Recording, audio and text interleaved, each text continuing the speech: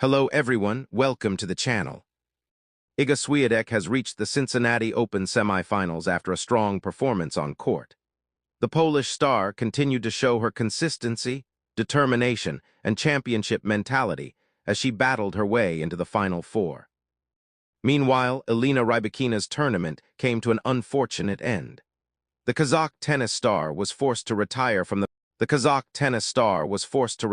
because of a heel injury.